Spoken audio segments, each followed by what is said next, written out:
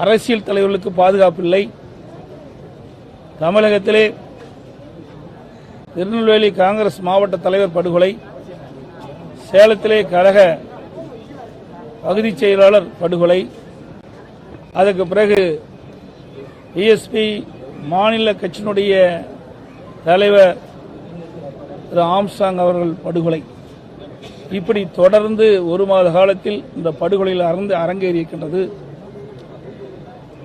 இன்றைக்கு தமிழகத்தில் சட்ட ஒழுங்கு அடியோடு சீர்கெட்டு விட்டது. இன்றைக்கு அரசியல் கட்சி தலைவர்களுக்கும் பாதுகாப்பு இல்லை, பொதுமக்களுக்கும் பாதுகாப்பு இல்லை, பெண்களுக்கும் பாதுகாப்பு இல்லை. ஆகவே இந்த அரசு உண்மை குற்றவாளிகளை கண்டறிந்து சட்டத்தின் முன் நிறுத்தி அவர்களுக்கு கடும் தண்டனையை பெற்றுத்தர வேண்டும். இன்றைய தினம் பொதுமக்களும் மறைந்த திரு ஆம்ஸ்ட்ராங் அவருடைய குடும்பத்தினரும் பிஎஸ்பி கட்சியினுடைய நிர்வாகிகள் தொண்டர்களும் இந்த படுகொலையில் பல பேர் ஈடுபட்டிருப்பதாக சந்தேகிக்கின்றார்கள். இப்பொழுது கைது செய்யப்பட்டு குற்றவாளியாக காண்பிக்கின்றவர்கள் உண்மை குற்றவாளி இல்லை என்று அவர்கள் எண்ணுகின்றார்கள். ஆகவே இந்த அரசு உண்மை குற்றவாளிகளை கண்டறிந்து அவருடைய சந்தேகங்களை போக்குவது இந்த அரசுடைய கடமை. இந்த வழக்கு சிபிஐ விசாரணைக்கு வேணும்னு சொல்லி பல கோரிக்கைகள் வருது. அதிமுக இதனுடைய நிலைப்பாடு. இந்த படுகொலையை சிசிடி கேமரா அந்த காட்சியை உங்களுடைய தொலைக்காட்சியில் நாங்கள் பார்த்தோம். அது பார்க்கின்ற பொழுது இந்த அரசு எடுத்த நடவடிக்கைக்கும் அதில் பார்க்கின்ற காட்சிக்கும் வேறுபட்டிருக்கின்றன.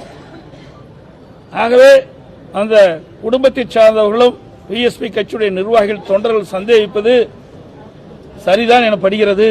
ஆகவே உண்மை குற்றவாளிகளை எவ்வளவு பெரிய ஸ்தானத்தில் இருந்தாலும் அவளை கண்டறிந்து நடவடிக்கை எடுக்க வேண்டுமென்றால் இந்த வழக்கை சிபிஐயிடம் ஒப்படைத்தால்தான் நடுநிலையோடு உண்மை குற்றவாளிகள் கண்டுபிடித்து தண்டிக்கப்பட முடியும்.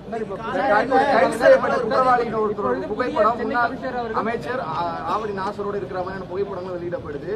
இதுதான் நீங்க திரும்ப திரும்ப யாரா இருந்தாலும் தண்டிக்கப்படும் சொல்ல வரீங்களா? எப்படி அப்படின்னு கிடையாது. இப்ப காவல்துறை விசாரணை வளையத்தில் பல பேர்த்த சேர்த்திருக்கிறாங்க. இன்றைக்கு அவர் குடும்பத்தைச் சேர்ந்தவர்களும் படுகொலை செய்யப்பட்ட திரு ஆம்ஸ்ட்ராங் குடும்பத்தைச் சேர்ந்தவர்களும் பிஎஸ்பி கட்சியுடைய நிர்வாகிகளும் சந்தேகிக்கப்படுவது அவருக்கு எந்த இடத்திலும் யாருடையும் பிரச்சனை இல்லை என்ற ஒரு சூழ்நிலையை தெரிவிக்கிறார்கள். அப்படி இருக்கின்ற பொழுது இப்படிப்பட்ட படுகொலை சாதாரண நாள் செய்திருக்க முடியாது என்று அவர் கருதுகின்றார்கள். ஆகவேதான் அவருடைய சந்தேகத்தை போக்கின்ற விதமாக இந்த வழக்கு நடுநிலையோடு நடைபெற வேண்டுமென்றால் இந்த வழக்கை சிபிஐயிடம் ஒப்படைக்கப்பட்டால்தான் உண்மை குற்றவாளிகள் கண்டுபிடிக்க முடியும். அதை இந்த அரசு செயல்படுத்த வேண்டும் என்று கேட்டுக்கொள்கிறேன். பாதகம் செய்பவரை கண்டால் நாம் பயங்கொள்ளலாகாது பாப்பா, மோதி மிதித்து விடு பாப்பா, அவர் முகத்தில் உமிழ்ந்து விடு பாப்பா. அண்மை செய்திகளை உடனுக்குடன் தெரிந்து கொள்ள இணைந்திருங்கள் இயம்நாடு தொலைக்காட்சியுடன்.